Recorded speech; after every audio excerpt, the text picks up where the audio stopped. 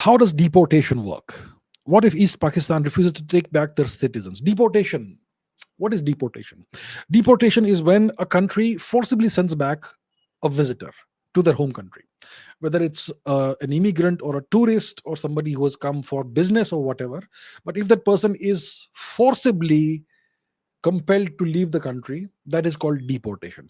So deportation can be done at the offender's own expense, or if the offender is not able to pay for it, then then the host country will put that person on a flight, pay for the flight, and ask the person and have the person leave the country. That's called deportation. You are expelled because you are undesirable, because you must have committed some crime or something. That's generally why you are deported. So that's deportation.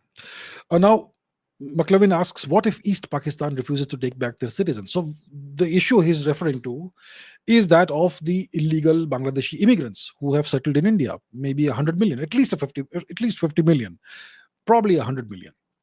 That's a huge issue for India. Huge national security issue, huge demographic issue, huge issue of every single kind of that we're facing in India. And one is assuming that when Trump starts deporting the illegal immigrants who Biden brought in, that would give India a great opportunity to expel and deport all the illegal Bangladeshis out of India. For that to happen, you would have to first identify them, all of them, and put them in certain containment camps before they are deported, right? Remove them from the general population because they're criminals. They've come into India illegally, and they are illegally holding fake fraudulent Indian documents which they have obtained illegally, right? That's what happens when you are an illegal immigrant who is squatting on Indian territory. So that process will have to happen before we can deport anyone. We have to first identify each and every one of them, maybe 50, 100 million. That's a very large number, which means this identification exercise is going to be a very large exercise.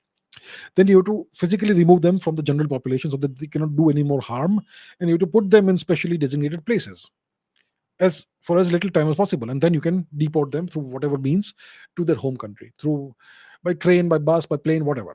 Yeah, maybe we can use military planes or whatever. That government can figure it out. I'm not sure this process has started yet, but let's say we start the process and we have decided to deport the Bangladeshis. What happens if East Pakistan, which is Bangladesh, refuses to take back their citizens?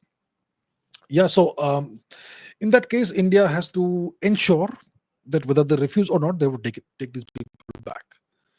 And I'm sure we can use various means to compel them to take these people back.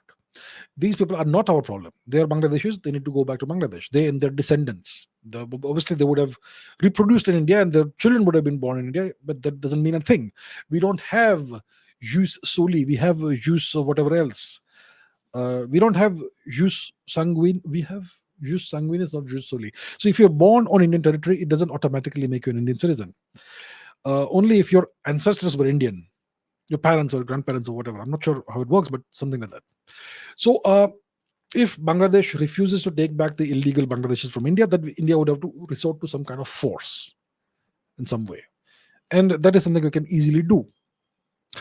So I think that once Trump comes to power and he starts the process of deporting the several million illegals that Biden and Harris brought into the country, that would be a great opportune time for India to deport the Bangladeshis who are squatting on Indian territory.